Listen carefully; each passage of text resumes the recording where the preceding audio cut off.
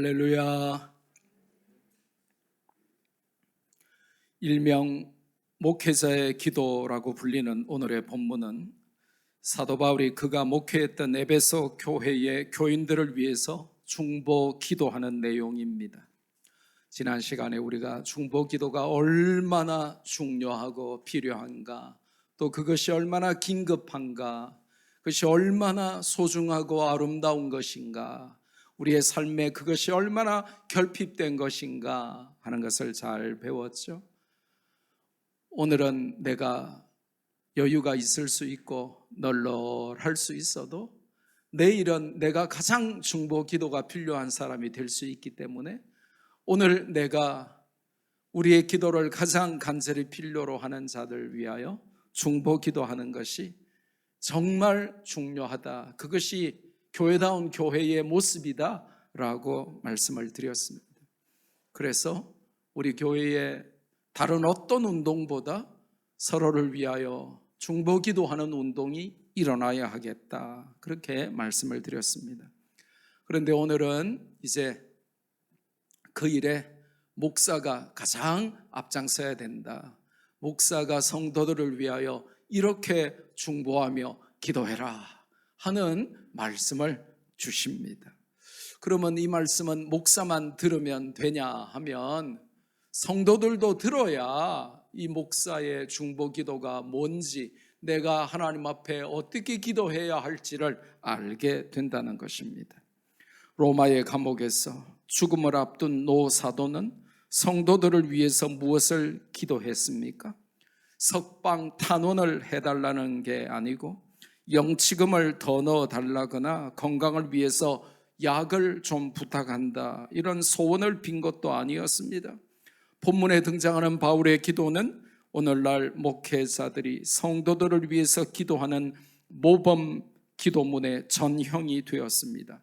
바울은 어떻게 성도들을 위하여 중보 기도했습니까? 여러분의 목사는 여러분을 위하여 어떻게 기도할까요?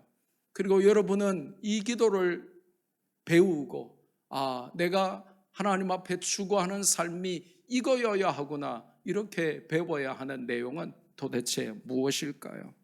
첫째로 바울이 성도들을 위하여 하나님 앞에 올려드린 중보 기도는 17절에 보니까 지혜와 계시의 성령을 주시기를 간절히 기도했습니다. 다른 말로 하면 그래야 하나님을 알게 되기 때문에 하나님을 잘 알도록 성도들을 위하여 기도한 것입니다. 여러분은 한 사람을 알려면 어떻게 하죠? 예를 들어서 여러분 회사에 사원을 모집하거나, 아니면 학교에 교사를 모집하거나, 아니면 교회가 교역자를 모집하거나, 아니면 여러분에게 선이 들어왔거나, 여러분이 한 사람을 알려면 어떻게 합니까? 먼저 간단한 프로필을 살피고, 또 사진도 보고, 또 자세한 정보가 필요하면 이력서를 요청하고, 확신이 안 서면 추천서도 요구하고, 또 실제 면접을 통해서 이것저것 물어봐야 합니다. 그래도 속을 확률이 높습니다. 사람은 짧은 시간 동안에 절대로 알 수 없습니다. 함께 시간을 보내고 밥도 먹어보고 일도 해봐야 압니다. 그렇지 않으면 모르는 것입니다. 그러니까 젊은 청년들이 첫눈에 반했어요 하는 말이 얼마나 어리석은 것입니까?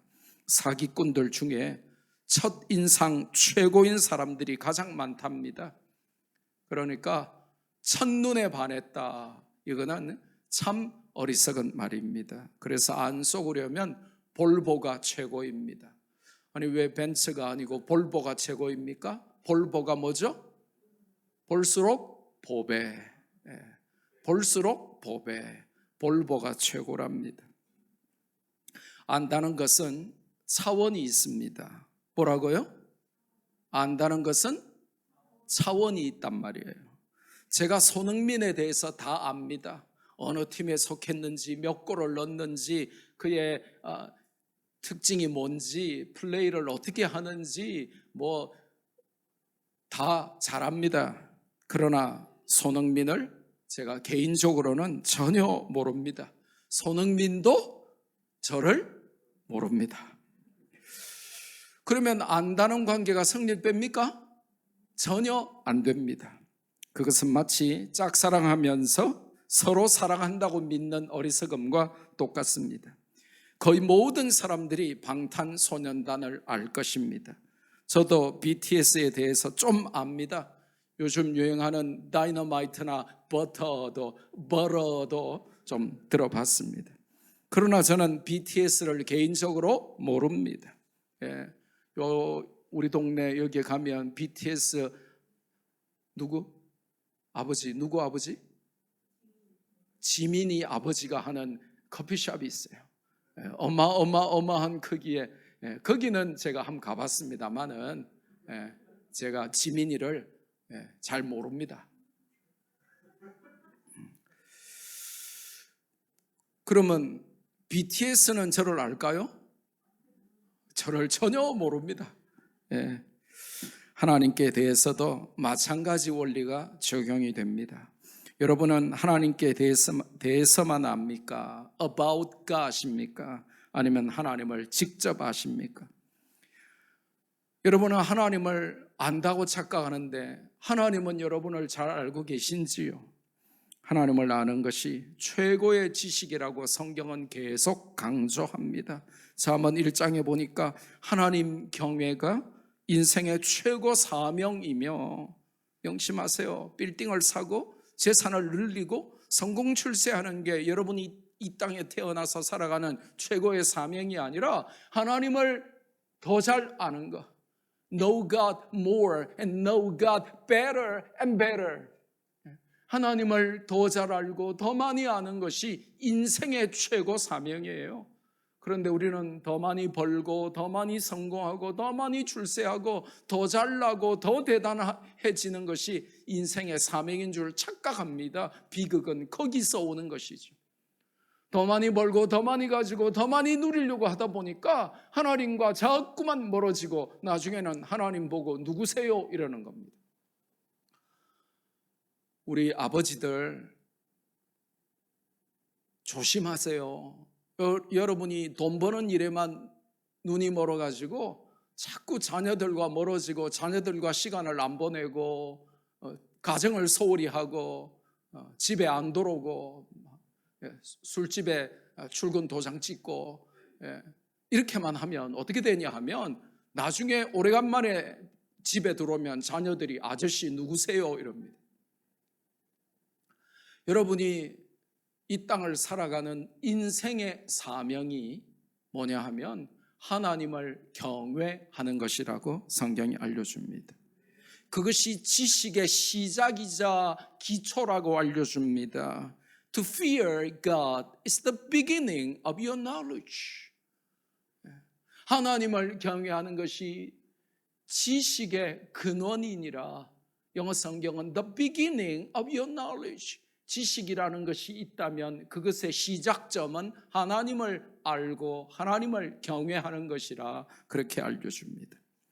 오늘 본문에 알다라고 하는 단어가 하나님을 알다 할 때에 이 단어가 아주 특별한 헬라어 단어가 사용됩니다.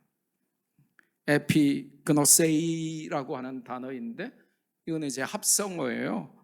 알다라고 하는 이 기본 동사가 기노스코인데 이 기노스코 동사에다가 강조할 때 쓰는 접두어 에피라고 하는 접두어가 붙은 특별한 단어입니다.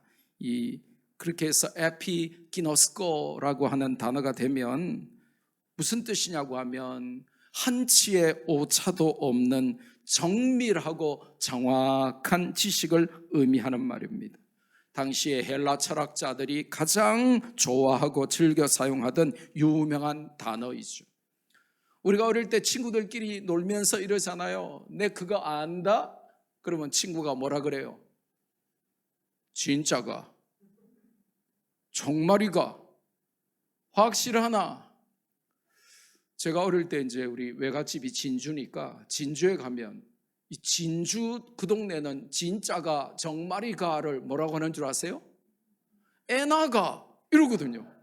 저는 이 에나가가 뭔지 몰랐어요. 에나가 이러는데 이게 도대체 이게 중국말인지 이 일본말인지 에나가 할 때마다, 왜냐하면 저보고 자꾸 부산 이야기 해달라는 거예요. 그러면 그 진주 시골에서 부산 이야기를 하니까 너무 신기할 거 아닙니까? 그러니까 부산 얘기할 때마다 또 제가 좀 약간 과장을 섞어가지고 막 부산에는 막 비행기가 3초 만에 한 대씩 막 날아다니고 막 이렇게 말하니까 전부 이 시골 아이들이 눈이 휘둥그레져 가지고 에나가 하는 겁니다. 그게 바로 오늘 이 본문의 에피그노스코라고 하는 단어예요. 하나님을 알다 할 때에 진짜야? 정말이야? 확실해? 네가 정확하게 분명하게 정밀하게 분석해서 네가 확실하게 아는 거야? 그 말인 겁니다. 이게 무슨 말이냐?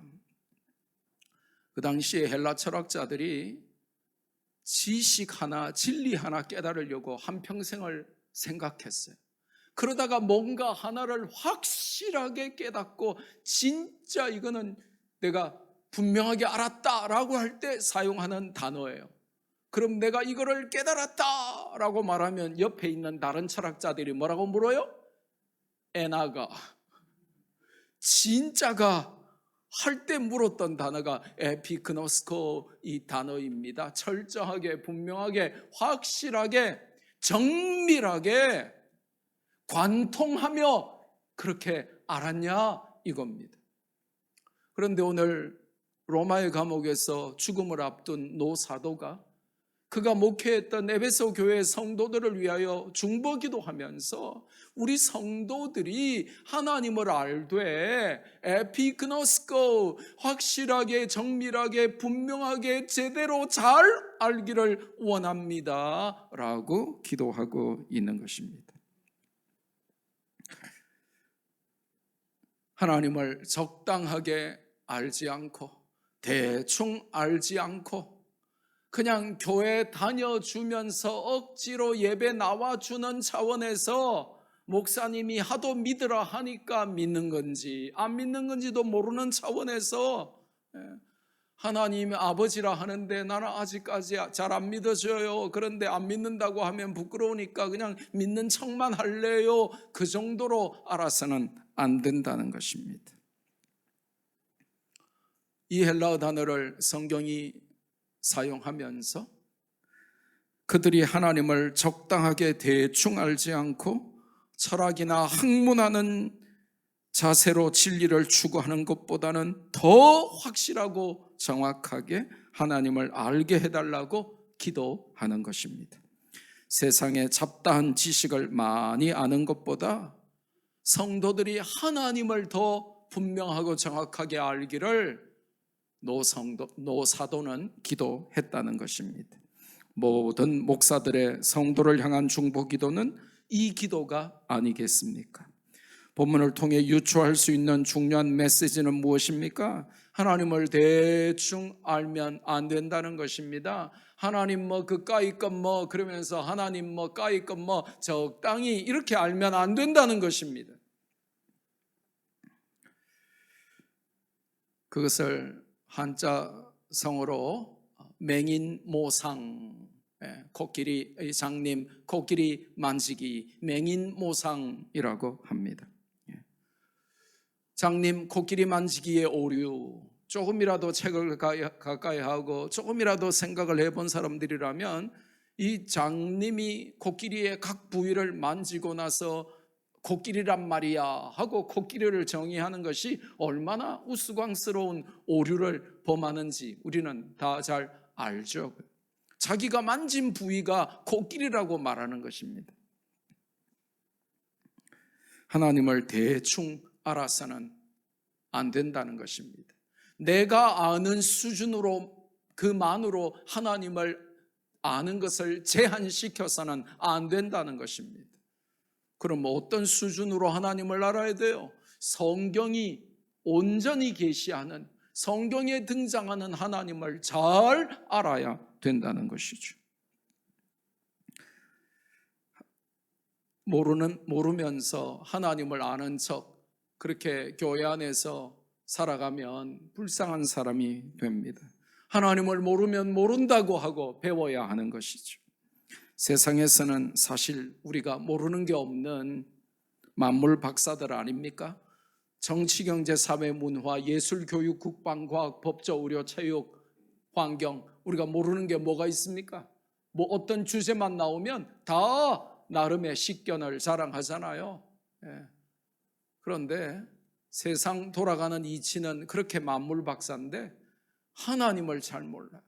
하나님에 대해서 말해보라고 하면 말할 게 없어요. 평생 교회 다녔는데 5분 간증을 할 게 없다니까요. 이걸 신앙의 미숙아 상태라고 하는데 신앙의 미숙아로 살면 안 됩니다. 혹시 퀴즈 하나 내볼까요? 고개를 들고 제가 항상 쉬운 퀴즈를 내잖아요. 네. 퀴즈 하나 내겠습니다. 인생 역전의 반대말이 뭔지 아세요? 아시는 분? 인생 역전, 인생 역전의 반대말이 뭔지 아세요? 따라합시다. 인생 여전. 인생 역전의 반대말은 뭐라고요? 인생 여전이 인생 역전의 반대말입니다.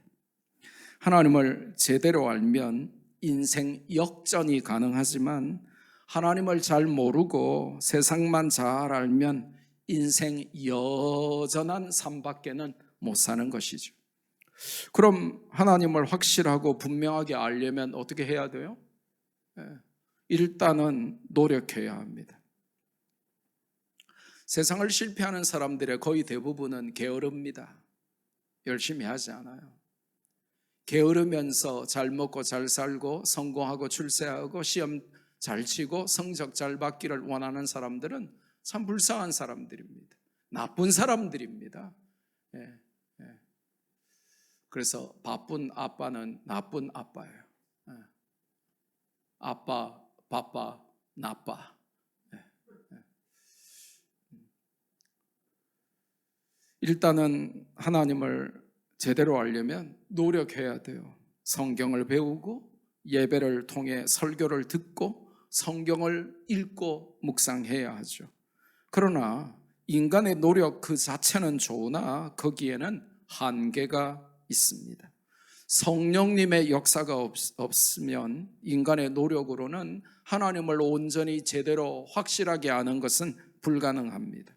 성령님께서 하나님을 보여주시고 알게 하시는 계시, the revelation, 성령님의 계시 외에는 인간이 하나님을 정확히 알 수 있는 방도가 없습니다. 그래서 성령님께 하나님을 아는 지식을 부어달라고 간구하는 것이 최고의 방법입니다. 왜 그래야 합니까? 고린도전서 2장 10절에 보니까 오직 하나님이 성령으로 이것을 우리에게 보이셨으니, 그 다음에 중요한 말이 나와요. 성령은 모든 것, 곧 하나님의 깊은 것까지도 통달하시느니라. 하나님의 속에 있고 하나님의 머리에 있고 하나님의 마음에 있는 하나님의 깊은 모든 것을 통달하시는 분이 성령님이시라. 성령님이 하나님을 우리에게 깨닫도록 하나님을 계시해 주셔야 우리가 하나님을 제대로 아는 것입니다. 하나님의 깊은 것까지도 통달하시는 성령님께서 친히 우리에게 하나님을 계시하셔야만 우리는 하나님을 알 수 있고 하나님을 알아야만 지혜가 생깁니다. 지혜가 부족하면 성령님께 지혜를 부어달라고 기도해 보십시오. 성령님은 오늘 성경에 보니까 지혜와 계시의 영이십니다. 한글 성경에는 그냥 지혜와 계시의 영이라고 애매하게 번역을 했어요. 그리고 이전에 개역 한글판 성경에는 더더욱 성경하고 전혀 상관이 없게 번역을 했더랬는데 지혜와 계시의 정신 이렇게 번역을 했어요. 정신없는 번역이죠. 지금도 개역 한글판 보고 계신 분은 지혜와 계시의 정신 이렇게 되어 있는데 원문하고 전혀 상관없는 엉터리 번역이에요. 그래서 이걸 바로 잡느라고 지금 여러분이 보고 계시는 개역 개정판에 지혜와 계시의 영 했는데 이것도 애매한 번역입니다. 엄밀하게 말하면 틀린 번역이에요. 헬라어 성경 원문에는 지혜와 계시의 성령이라고 정확히 기록되어 있고, 그래서 영어 성경, 특별히 NIV 성경에는 정관사 더를 붙이고 spirit에 대문자 s를 써서 the spirit이라고, 성령이라고 정확하게 번역을 했어요. 그러니까 이게 정확한 번역이 되려면 지혜와 계시의 성령 이렇게 번역을 해야 돼요. 그래서 제가 1번에 지혜와 계시의 영 이렇게 애매하게 쓰지 않고 지혜와 계시의 성령을 주셔서 하나님을 알도록 이라고 기록을 해놓은 것입니다. 두 번째로 사도 바울은 무엇을 위해서 중보 기도했습니까? 성령님께서 성도들의 마음의 눈을 밝게 해달라고 기도하고 있습니다. 왜 마음의 눈을 강조했을까요? 유대인들은 마음에도 눈이 있다고 믿었습니다. 그래서 육신의 눈이 아무리 건강하고 시력이 양쪽 눈 다 1.5 혹은 드물게 2.0, 2.0인 사람도 있죠. 그래서 눈이 아무리 잘 보여도 마음의 눈은 안 보이는 일명 눈뜬 장님이 있다고 그들은 생각했습니다. 눈이라고 하는 것은 유대인들에게 인격의 핵심이요 생각과 도덕의 판단의 중심이라고 여겨졌습니다. 그래서 노래도 있잖아요. 눈으로 말해요. 눈을 쳐다보면 순진한 사람들은 거짓말을 못해요. 거짓말을 하려고 시도를 해도 눈을 딱 쳐다보면 이게 거짓말인지 아닌지 알아요. 그래서 다른 거는 다 속이는데 뭐는 못 속여요? 눈은 못 속여요. 그런데 이 이스라엘 사람들은 마음에 눈이 있다고 믿은 것입니다. 이 마음은 이제 성경에 헬라어로 기록된 마음이라고 하는 것은 카르디아인데 거기서 영어에 이제 카르디아, 심장 이런 게 이제 파생이 돼요. 그래서 이 카르디아가 마음인데 심장이란 뜻입니다. 심장. 여러분, 심장보다 중요한 게 어디에 있습니까? 심장이 갑자기 이게 안 뛰면 죽는 것이죠. 심장에 이상이 오면 사람 못 사는 것입니다. 눈이 좀 아파도 병원 갈 시간은 있어요.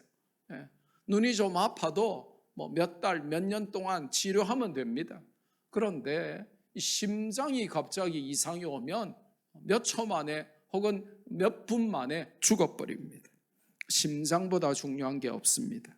거기에 또 온 몸에 눈보다 중요한 게 없는데 눈까지 갖다 붙였어요. 제가 지난 주간에 눈이 좀 아파가지고 안과 치료를 좀 받았는데 안대를 이렇게 1박 2일로 안대를 하고 있어 보니까 아이고 참 이거 답답해요. 읽어야 할 책이 산더미처럼 있는데 이 안대하고 잘 안 읽어지는 거예요. 안대만 없어도 그냥 술술 넘어갈 건데 이게 참 피곤한 거예요. 또 2배로 눈이 피곤하고 답답한 거예요. 눈이라고 하는 게 얼마나 중요합니까? 그러니까 이 중요한 심장에다가 또 중요한 눈까지 달아보세요. 야, 마음의 눈, 심장의 눈, 오늘 성경이 그렇게 말을 합니다. 심장에, 마음에 눈이 있다는 것입니다. 무슨 뜻입니까? 교회 다녀도 마음의 눈을 감고 사는 자들이 많으니 하나님 아버지 성도들의 마음의 눈 좀 열어주세요. 아무리 눈을 뜨고 좋은 안경을 맞추고 렌즈를 끼고 다녀도 눈 감고 다니는 사람, 마음의 눈을 닫고 사는 사람들이 많으니 우리 성도들이 세상의 것만 잘 보지 않고 영적인 눈을 열어서 하나님을 보고 하나님의 은혜를 보고 성령의 능력을 볼 수 있도록 제발 눈 좀 열어주세요. 그렇게 기도하고 있는 것입니다. 교회 안에 눈 감은 자들이 너무 많다는 것이죠. 양심이 마비된 행동을 하며 사는 자들이 많다는 것입니다. 봐야 할 것을 보지 못하고 안 봐야 할 것만 보는 고약한 마음의 눈을 가지고도 얼마든지 충분히 교회에 다닐 수 있다는 것입니다. 그래서 사도 바울은 하나님께 기도하면서 에베소 교회의 사랑하는 성도들이 마음의 눈을 뜨게 해달라고 간구하는 것입니다. 마음의 눈을 감으면 인격적, 도덕적, 신앙적인 판단이 불가능해집니다. 그래서 성령님께서 성도들의 마음의 눈을 밝혀주시는 것이 필요하고 중요하고 시급한 것이죠. 그래서 마음의 눈, 심장의 눈을 떠야 성령께서 그걸 밝게 하셔야만 세 가지를 알게 된다고 성경이 알려줘요. 여기서 안다 하는 단어는 또 다른 단어가 쓰였어요. 여기서 이 안다 하는 단어는 헬라어로 오이다의 당근이 아니고 오이다라고 하는 이 헬라어 단어가 사용됐는데, 이 오이다라고 하는 단어는 이론적인 지식이 아니라 체험적인 지식을 말해요. 경험을 통해서 누리게 되는 인식을 말하는 것이 오이다입니다. 그래서 세 가지를 알게 해달라고 기도하죠. 마음의 눈을 감고 사는 성도들에게 성령께서 그 마음의 눈을 뜨게 하셔야 세 가지를 안다는 것입니다. 첫째로, 부르심의 소망이 무엇인지 알게 해달라고 합니다.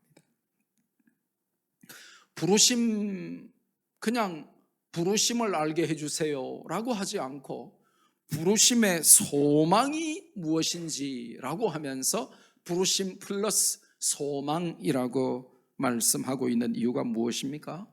구원의 최종 목적, 이 부르심 그 자체가 최종 목적이 아니라 구원에는 소망, 즉 목적이 있다는 것입니다. 출애굽 자체가 이스라엘 백성들에게 최종 목적이 아니었죠. 그들이 출애굽을 누리게 된 은혜가 무엇을 위한 것이었습니까? 그냥 애굽에서 빠져나와서 광야에서 살아라가 아니었죠. 하나님의 약속의 땅, 가나안 땅으로 진격하고 그 땅을 정복하고 소유하는 것이 목적이었습니다. 마찬가지로 우리에게도 소망스러운 이 부르심의 목적이 있습니다. 나 하나 구원으로 그치지 않고 나를 통하여 내 가정이 구원받도록, 나를 통하여 민족과 세계 열방에 복음이 전파되도록, 나를 통하여 세계 선교의 역사가 일어나도록, 나를 통하여 하나님의 이름이 높임을 받고 하나님께 큰 영광이 돌려지도록, 하나님의 이 부르심에는 단순한 부르심 그 자체로 그치지 않고 부르심의 소망, 즉 부르심의 목적이 있다는 것입니다. 그래서 그 부르심은 짐이 아니고 부담이 아니라 소망이라고 표현해요. 부르심의 짐, 부르심의 부담, 이것이 아니라 부르심의 소망을 알게 해달라는 것입니다. 하나님이 여러분을 부르시고 여러분에게 맡기신 그 사명이 짐이 아니라 부담이 아니라 그것이 소망임을 알게 해달라는 것입니다. 이게 얼마나 중요한 것인지, 교회를 100만 년 다니고 죽을 때까지 교회를 다니고 몇 대를 교회를 다니고 교회에서 목사, 장로, 권사, 직분을 받아도 이 부르심을 짐으로 알고 부담 느끼고 이런 사람들이 너무 많아요. 이게 얼마나 감사하고 기쁜 소망인지를 모르는 것입니다. 그래서 하나님이 영적인 눈을 열어주셔야 그게 부르심이 소망인 줄 알게 되는 것입니다. 이 소망은 로마서 5장 5절에 보니까 하나님께서 주시는 소망은 결코 우리를 부끄럽게 하지 않습니다. 원문 번역대로 하면 하나님께서 주시는 소망은 결코 우리를 실망시키지 않습니다. 두 번째로 성령께서 우리의 영적인 눈을 열어주셔서 마음의 눈을 열어주시면 무엇을 알게 되냐 하면 성도 안에 있는 하나님 기업의 영광이 얼마나 풍성한지를 알게 됩니다. 성령님께서 우리의 마음 눈을 밝히시면 성도 안에 있는 하나님의 기업이 얼마나 영광스러운 것인지 그 풍성함을 알게 됩니다. 성도는 하나님의 기업입니다. 할렐루야. 이 말은 무슨 말입니까? 기업이 회사라는 말이 아니라고 그랬죠. 성도가 하나님의 기업이다 하는 말은 성도가 하나님의 특별한 소유가 되었다는 것입니다. 보배로운 하나님의 소유, treasured possession of God, 하나님의 보배로운 소유가 된 것입니다. 또한 성도는 하나님의 기업을 받을 자들입니다. 그 영광스러운 하나님의 기업의 풍성함을 그러니까 몰라서는 안 되는 것이죠. 여러분이 장차 물려받을 부모님 재산은 속속들이 파악하는데 하나님의 영광스러운 기업의 풍성함을 몰라서는 안 됩니다. 내 자산이 얼마인지는 확실히 아는데 하나님께서 내게 주신 기업의 영광과 풍성함은 모르면 안 된다는 것입니다. 영어로 요약하면 우리 2세들, 1.5세들 또 우리 선생님들 잘 들으세요. To be a Christian is really something. We became God's inheritance, which is glorious and rich. Through the enlightenment of the Holy Spirit, we may see and know them. 네, 좋은 말입니다. 이 영광스러운 하나님의 기업의 풍성함을 이걸 놓치고 모르고 살아가면서 내 재산만 얼마 있는지, 내 부모님 재산은 얼마나 되는지, 내가 당장 가용한 현찰은 얼마나 있는지 이것들만 알고 하나님의 기업의 영광과 풍성함에 대해서 무지하면 눈 감고 교회 다니는 마음의 눈이 닫힌 자밖에 안 된다는 것입니다. 그러면 우리는 궁금해야 돼요. 설교를 들으면서 자꾸 궁금해져야 성령이 역사하는 겁니다.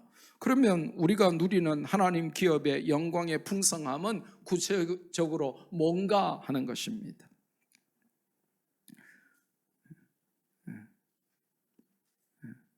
첫째로 하나님의 자녀가 된 것입니다. 이게 얼마나 드라마틱하고 amazing하고 gorgeous하고 super하고 다이너마이트한 것이냐 하면 이게 얼마나 놀라운 것이냐고 하면 전에는 우리가 하나님의 왼수였다고 성경에 기록합니다. 하나님의 원수였습니다. 진노의 자녀였습니다. 그래서 지옥행이 확장된 자들이었습니다. 그런데 우리가 하나님의 보배로운 소유와 기업이 되어서 하나님의 자녀가 되었다고 하는 이 하나님의 기업의 영광과 풍성함을 우리가 알아야 된다는 것입니다. 그러니까 하나님의 원수요, 하나님의 대적이요, 불순종의 자녀요, 진노의 대상이었는데 우리가 하나님의 자녀가 된 것입니다. 예수님의 십자가 보혈과 그 죽음으로 말미암아 우리를 하나님과 화목하게 하사 우리가 하나님의 자녀가 되어서 하나님을 아버지라고 부르게 된 것입니다.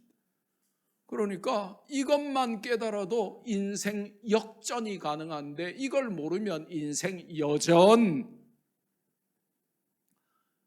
이게 얼마나 풍성하고 영광스러운 것인지를 알아야 마음의 눈이 열린 자들이라는 것입니다. 이걸 모르고 교회 와가지고 자꾸 하나님 보고 돈 내놔라, 건강 내놔라, 뭐 나를 성공시켜 내놔라 그것만 외치면 미안하지만 마음의 눈은 닫혀 있는 상태라는 것입니다. 오해하지는 마세요. 물론 하나님이 여러분에게 인생 역전시켜 주시고 돈도 주시고 건강도 주시고 복을 주실 수 있습니다. 그런데 그게 최우선이 아니라는 것입니다. 우리가 봐야 할 영광스럽고 풍성한 것이 그게 최우선이 아니라는 것입니다. 우리가 하나님의 원수에서, 마귀의 자녀에서, 진노의 대상에서 하나님의 자녀가 되었다는 것입니다. 또 하나님 기업의 영광과 풍성함은 구체적으로 뭔가요? 하나님의 인도와 보호를 누리며 살게 되었다는 것입니다. 내가 매일 기쁘게 순례의 길 행함은 주의 팔이 나를 안보함이요. 이 험한 세상에서,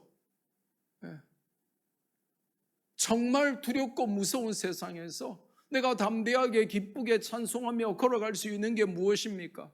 하나님이 내 아버지가 되셔서 나를 인도하시고 나를 보호하신다는 것을 믿기 때문입니다.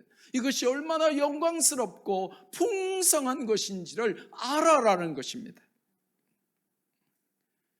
주 너를 지키리 아무 때나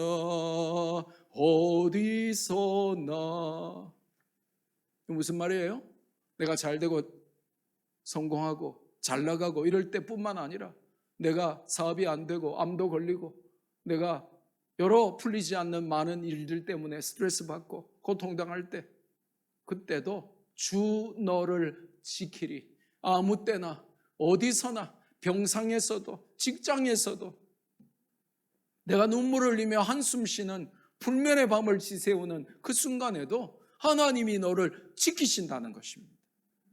이게 마음에 눈이 안 떠지면 잘 안 풀리고 일이 꼬이고 문제가 생기고 열받고 화나고 분노하고 할 때마다 하나님이 도대체 계시기나 하나? 하나님이 나를 지키시는 게 맞나? 이렇게 의심하게 되는 것이죠. 마음의 눈이 그래서 열려야 된다는 것입니다. 험하고 거친 세상에서 매일매일 용기 있게 담대히 살 수 있는 것은 우리가 하나님의 인도와 보호를 받는 줄 알기 때문이죠. 우리가 누리는 하나님 기업의 영광과 풍성함은 또 무엇으로 합니까? 우리가 하나님 나라의 소유가 되었다. 보배로운 소유, the treasured possession of God. 하나님의 영광스러운 보배로운 다이아몬드 같은 하나님의 소유가 되었다. 내가 하나님 보실 때에 나는 다이아몬드 덩어리다. 보배 덩어리다. 그리고 나는 하나님의 통치를 함께 나누는 영원히 하나님과 왕노릇할 사람이다. 이 영광스러움과 풍성함을 알아야 된다는 것입니다. 저와 여러분은 세상이 우리를 하찮게 여기고 나 스스로 내가 봐도 참 가짜나 보이고 내가 볼 때 나 스스로를 평가해도 나는 도대체 왜 이럴까? 나는 왜 이렇게 작을까? 나는 왜 이렇게 부족할까? 연약할까? 내가 너무 가볍게 보이고 하찮아 보여도 참 죄송합니다마는 세상이 나를 안 알아줘도 하나님은 나를 보배롭게 여기고 귀하게 여기시고 저와 여러분이 하나님의 소중한 보배요 하나님의 재산인 줄로 믿으시기 바랍니다. 마귀는 자꾸 속삭여요. You are nothing 그러면서 나는 아무것도 아니야. 너 공부도 못하잖아. 너 잘하는 게 뭐가 있어? 너 사업도 안 되잖아. 너 건강도 없잖아. 너 많은 사람들이 너를 싫어하잖아. 그러니까 네가 살 이유가 뭐가 있어? 빨리 저기 뛰어내려 그러면서 자꾸 마귀는 우리에게 우리의 자존감을 낮추려고 하고 마귀는 자꾸 우리를 낙심하게 하고 절망하게 하고 하나님을 떠나려고 하고 내가 교회 다녀가지고 이런 게 뭐가 있어? 그러면서 마귀가 자꾸 여러분을 낙심시켜요. 그때마다 기억하세요. 세상이 나를 평가할 때는 별것 아닌 존재로 나를 아주 우습게 보겠지만, 그러나 하나님은 나를 다이아몬드처럼 존귀하고 보배롭게 여기시고, 나 때문에 기쁨을 참지 못하여 하시고, 그리고 하나님의 소중한 재산이요 보배로운 존재가 바로 나다라고 하는 것을 마음에 눈을 뜨고 그 풍성함과 영광스러움을 통하여 알게 되어야 한다는 것입니다. 또한 하나님은 우리를 그의 기업으로 삼으실 뿐만 아니라 영원토록 왕노릇하게 하시는 은혜를 예비하셨어요. 여러분, 성경의 제일 끝장이 어디예요? 요한계시록 22장. 성경 제일 마지막이에요. 요한계시록 22장에 보면 5절에 보면 우리가 이제 영원토록 세세토록 하나님과 더불어 왕노릇하리로다 이렇게 되어 있어요. 하나님은 우리를 단지 보시기에 예쁘고 존귀하고 보배로운, 그냥 하나님 보실 때 아름다운 그냥 보석 덩어리 하나로, 다이아몬드 같은 그런 존재 하나로만 부르셔서 그냥 우리가 하나님의 보배로운 소유로만 있는 것이 아니고, 우리가 하나님과 세세토록 왕노릇을 함께하는 자녀로 부르셨어요. 왕이 통치하면 왕자와 공주로서 그 통치를 누리게 되는 것입니다. 할렐루야! 이게 얼마나 영광스러운 것인지, 이 영광이 얼마나 풍성한 것인지를 알아야 마귀에게 안 속고 환경에 안 속고 날마다 나를 다운시키고 날마다 나를 분노하게 하고 날마다 내 힘과 에너지를 다 빼앗아가는 환경 문제에 내가 함몰되어 지배당하지 않고 시험에 들지 않고 내가 그것을 이기고 극복할 수 있는 힘이 이 영적인 눈을 떠야만 생긴다는 것입니다. 그걸 알아야 자존감이 확 올라가게 되었어요. 대화를 하다 보면 자꾸 자존감이 바닥인 분들을 만나게 돼요. 그건 겸손한 것이 아닙니다. 마음의 눈이 닫혀서 그래요. 하나님을 잘 몰라서 그래요. 그분이 베풀어 주신 은혜의 영광의 풍성함이 뭔지 몰라서 그래요. 아유, 목사님, 저 같은 사람이 뭘 할 줄 알겠습니까? 목사님, 저는 아무것도 아닙니다. 저는 정말 제가 볼 때 한심한 놈입니다. 글쎄요, 자기 인성이 너무 과한 것이죠. 자존감이 바닥을 치는 것이죠. 왜 그러냐 하면 마음의 눈이 닫혀서 하나님이 주시는 것들을 볼 수 있는 눈이 없었어 그래요. 자꾸 세상의 것들로 나를 끊임없이 비교하기 때문에 그래요. 그럼 어떻게 되냐? 내 남편보다 남의 남편이 더 멋지게 보이는 거예요. 내 아내보다 남의 아내가 훨씬 더 예쁘게 보이는 거예요. 내 자식들은 정말 지질이 왼수 같은데 남의 자식들은 왜 저렇게 잘하고 멋지고 훌륭하고 대단한지 끊임없이 자녀들에게 비교하여 고문하게 돼요. 학대하게 돼요. 자녀를 키워야 되는데 잡는 것이죠. 마음의 눈이 밝아져서 영안이 열리지 않으면 자꾸 반대 개념으로 육신의 것만 보이게 돼요.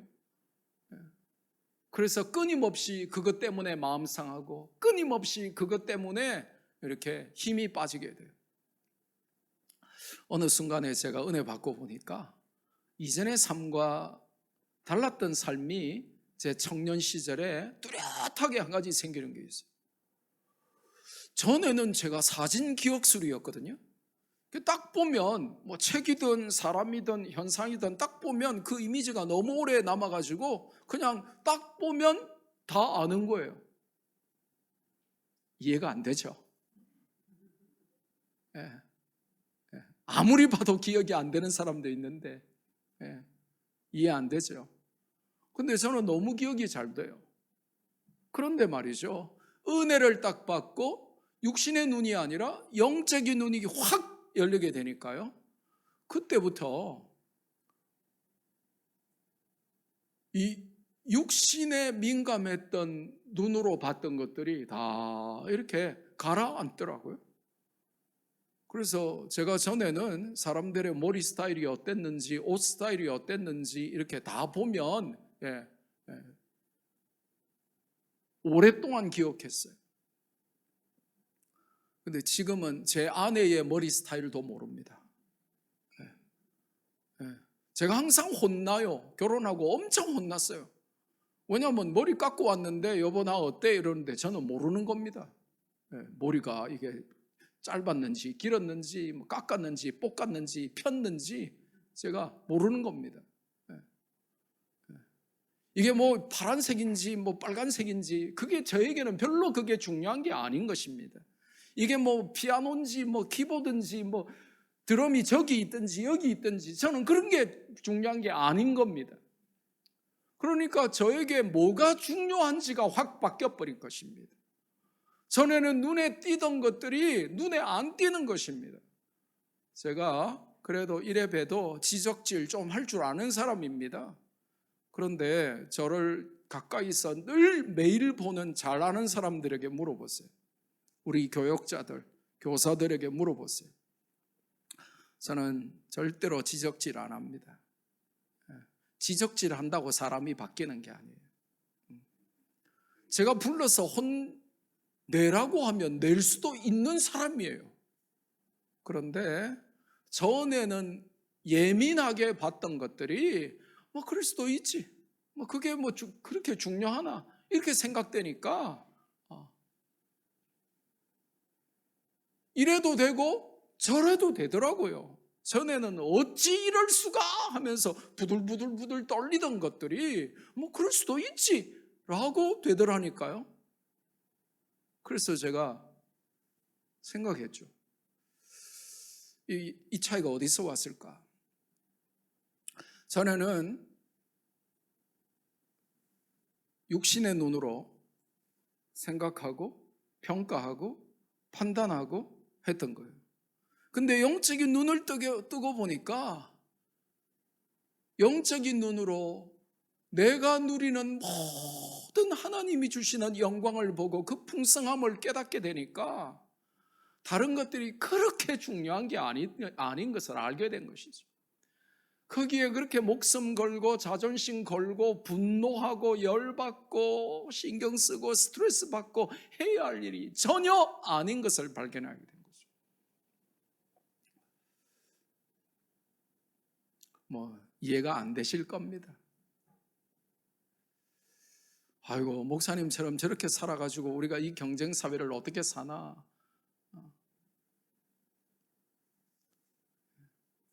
그래서 지금 여러분 엄청 행복하십니까?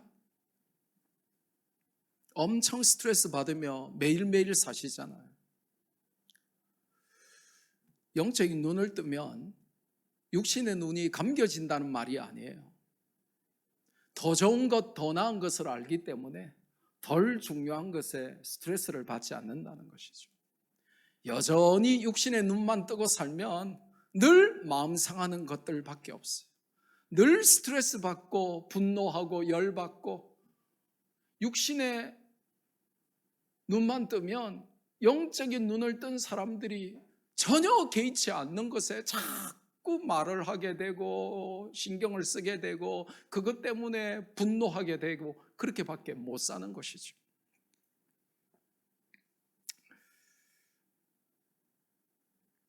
세 번째로 영적인 눈을 뜨게 되면 뭘 알게 됩니까? 믿는 자에게 베푸신 능력의 지극히 크심을 알게 된다고 말씀하십니다.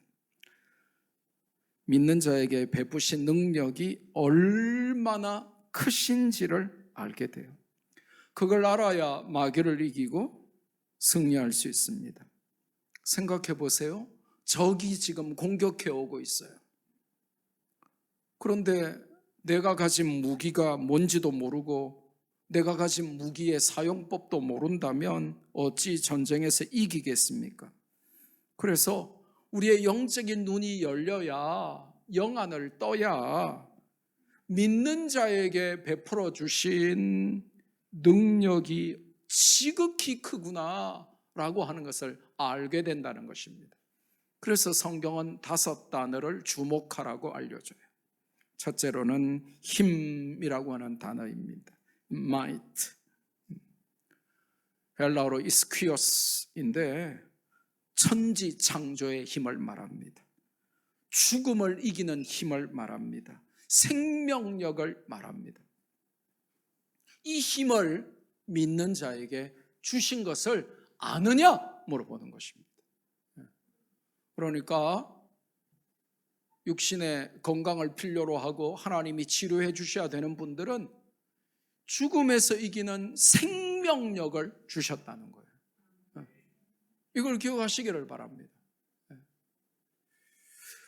아이고 그냥 막 너무 인생이 꼬이고 너무 스트레스 받는데 그냥 콱 죽어버릴까 하고 하루에도 12번씩 자살을 생각하는 분들이 혹시 계시다면 이 죽음의 유혹을 물리치는 이 생명력의 힘을 하나님이 성도에게 주셨다는 것입니다. 이걸 모르니까 교회 다니면서도 극단적인 선택을 하는 사람들이 종종 있거든요. 이걸 몰라서 그래요. 두 번째로 위력, 한글로 위력이라고 번역을 해놨는데 크라투스라는 헬라어 단어입니다. 모든 악한 저항을 이기는 힘이 크라투스예요. 여러분, 성도를 실패시키려고 마귀가 온갖 사악한 것으로 여러분을 힘들게 하고 하나님의 은혜를 못 받게 하려고 저항을 해요. 그거를 무너뜨리는 힘이 크라투스인데 한글로 위력이라고 번역이 되었습니다. 하나님의 심판력, 하나님의 응징력을 상징하는 단어입니다. 마귀가 여러분을 건드리는 것을 하나님이 파괴하시는 파괴력을 상징하는 단어입니다. 그러니까 악한 자가 만지지도 못하느니라. 할렐루야. 세 번째로 기억할 단어가 역사입니다. 제가 참 좋아하는 단어예요. 이 하나님의 이 역사하시는 손, 제가 정말 좋아하는 표현이에요. The working hands of God. 하나님의 이 역사하시는 손, 이 역사. 이거는 히스토리 역사하고는 다른 거죠, 그죠? 하나님의 역사, the working of God, 하나님의 일하심입니다. 헬라어 원문에 보면 이 에네르게이안, 이 에네르라고 하는 게 나중에 이제 에너지가 되죠. 그래서 이제 영어 단어 중에는 이 헬라어에서 파생된 단어들이 굉장히 많아요.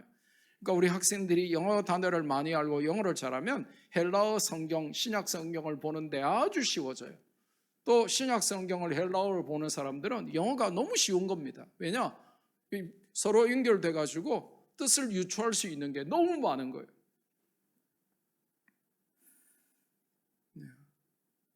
이 하나님의 역사라고 번역된 이 헬라어 단어는 에너지입니다. 이 에너지라고 하는 것은 좀 더 구체적으로 표현하면 방전 시에 재충전시키시는 힘의 원천을 말하는 거예요. 저와 여러분의 문제가 뭐예요? 업 앤 다운이 너무 심하다는 거죠.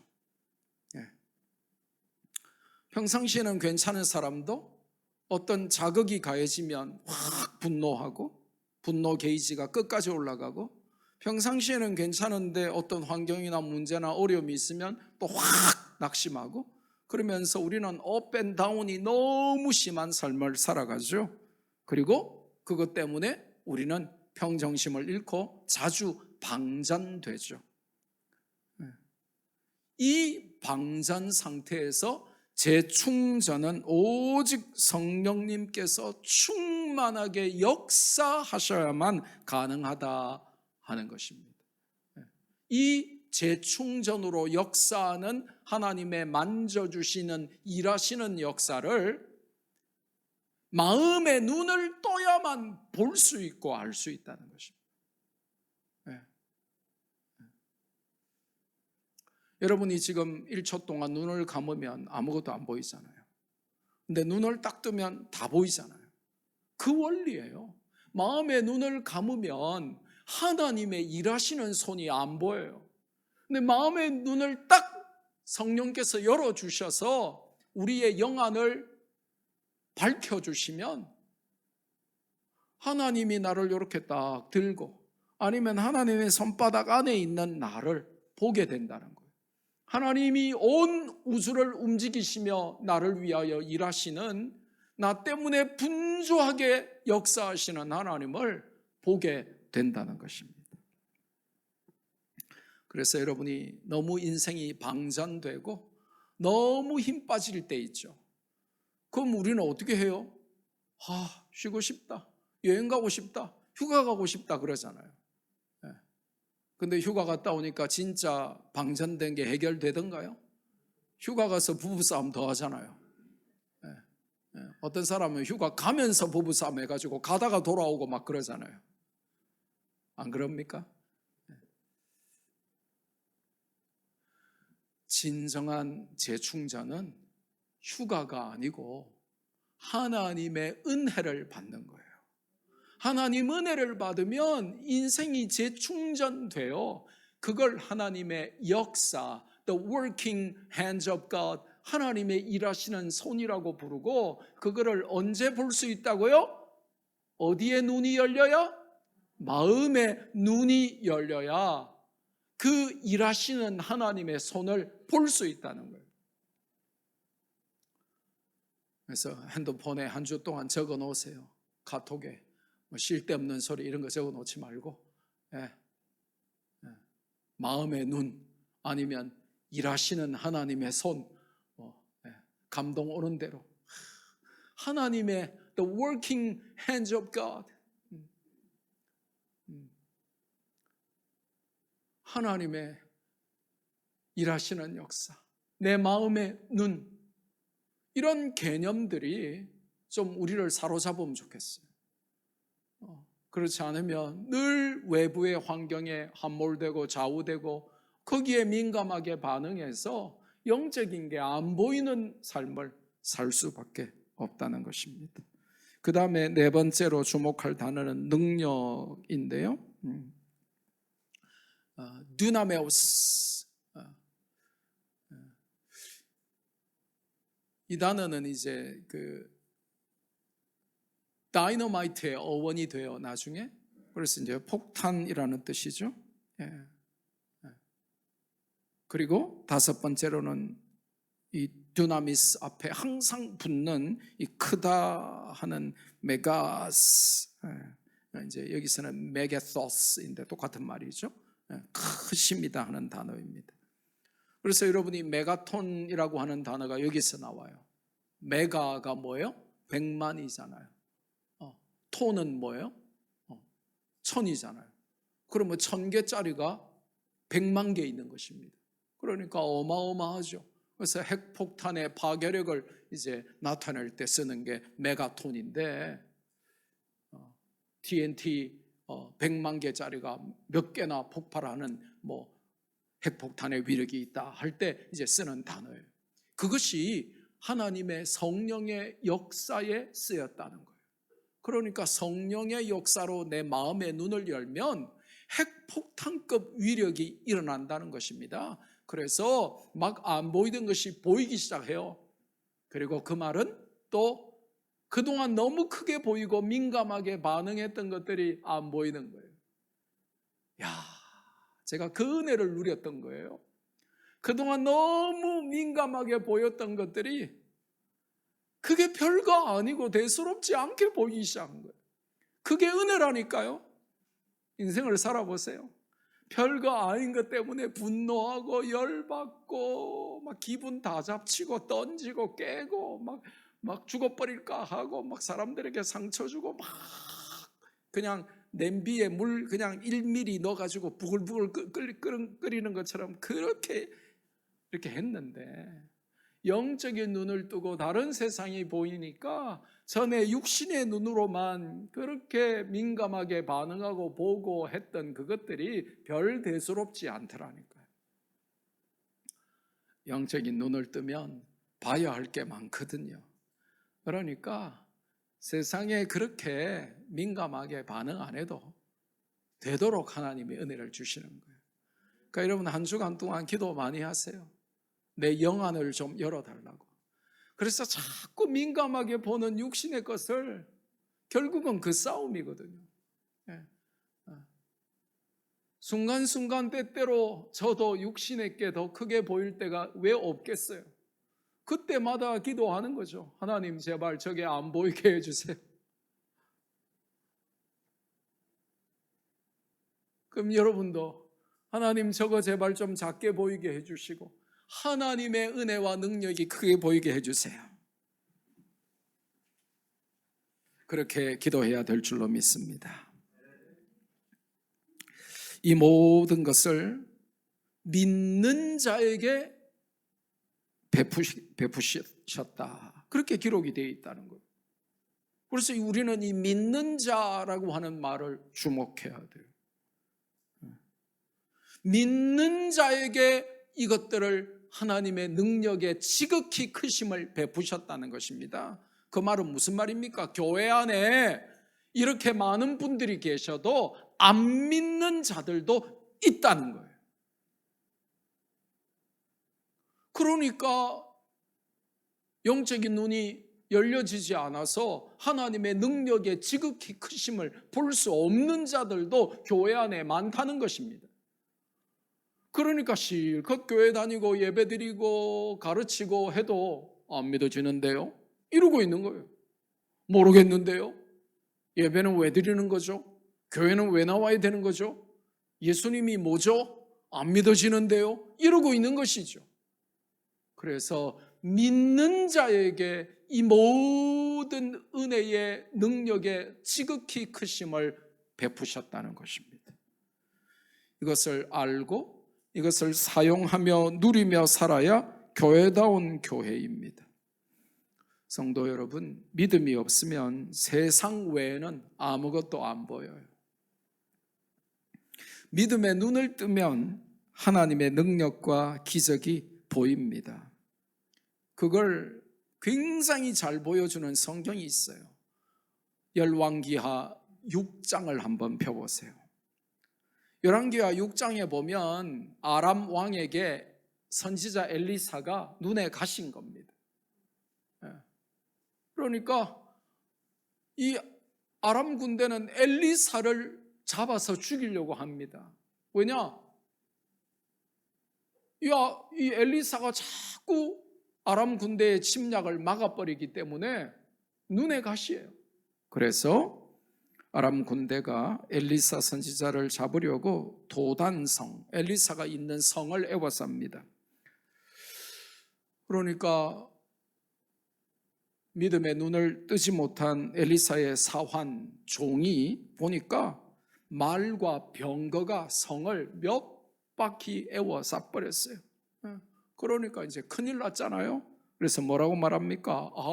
우리가 어찌해야 됩니까? 하면서 두려움과 공포에 사로잡히죠. 그때 엘리사가 이 사환에게 뭐라고 말하죠? 예? 하나님 아버지, 이 육신의 눈만 뜨고 있는 이 영적 소경인 이 내 사환, 내 종에게 하나님 그의 눈을 열어서 좀 보게 해주세요. 영적인 눈을 열어서 영적인 세계를 좀 보게 해주세요. 지금 껍데기만 보고 이렇게 벌벌 떨고 있는데 그의 영적인 눈을 열어주세요. 여러분 그때 무슨 일이 일어났는 줄 아십니까? 그래서 우리가 성경을 읽어야 되는 거예요. 성경을 한번 볼까요? 열왕기하 6장 14절에서 17절 같이 한번 읽겠습니다. 시작. 왕이 이에 말과 병거와 많은 군사를 보내매 그들이 밤에 가서 그 성읍을 에워쌌더라. 하나님의 사람의 사환이 일찍이 일어나서 나가보니 군사와 말과 병거가 성읍을 에워쌌는지라. 그의 사환이 엘리사에게 말하되 내 주여 우리가 어찌하리이까 하니 대답하되 두려워하지 말라. 우리와 함께한 자가 그들과 함께한 자보다 많으니라 하고 기도하여 이르되 여호와여 원하건대 그의 눈을 열어서 보게 하옵소서 하니 여호와께서 그 청년의 눈을 여심해 그가 보니 불말과 불병거가 산에 가득하여 엘리사를 둘렀더라. 아멘. 육신의 눈만 가진 사환은 성읍을 에워싼 아람 군대만 보인 거예요. 그러니까 아이고 우린 죽었다, 다 죽었다, 이제 끝이다 라고 했는데 엘리사는 뭐라고 말합니까? 걱정하지 마라. 우리와 함께한 자가 그들과 함께한 자들보다 많으니라. 그러면서 하나님 저 영적 소경의 눈 좀 열어서 좀 보게 해주세요 기도합니다. 그러니까 하나님이 영적인 눈을 뜨게 하시니까 불말과 불병거가 엘리사를 에워싸고 보호하고 있는 것을 보게 된 것이죠. 똑같은 현상이 골리앗과 싸울 때 다윗에게 일어나죠. 이스라엘의 사울 왕과 병사들은 눈앞에 있는 거인만 봅니다. 2m 70cm 세계 최고의 거인이면서 장수이면서 백전 백성 무패의 천하무적 골리앗 거인 장군만 보입니다. 그러니까 벌벌 떨며 우린 다 죽었구나 하고 하나님을 그렇게 모욕해도 아무도 나서지 못합니다. 왜냐? 나서면 죽으니까요. 그런데 소년 다윗이 겁도 없이 갑옷도 입지 않고 투구도 쓰지 않고 그냥 물맷돌 주워가지고 골리앗 앞에 섭니다. 보통 사람들이 보면, 소경들이 보면 미쳤잖아요. 대책 없잖아요. 그런데 영적인 눈을 뜬 것입니다. 그 골리앗 뒤에 서 계시는 골리앗보다 100만 배 더 크신 하나님이 다윗을 향하여 손 벌리고 계시는 것을 다윗이 본 것입니다. 이것이 영적인 눈을 뜬 자와 영적 소경의 차이인 것이죠. 영적인 눈을 감아버리면 언제나 두렵습니다.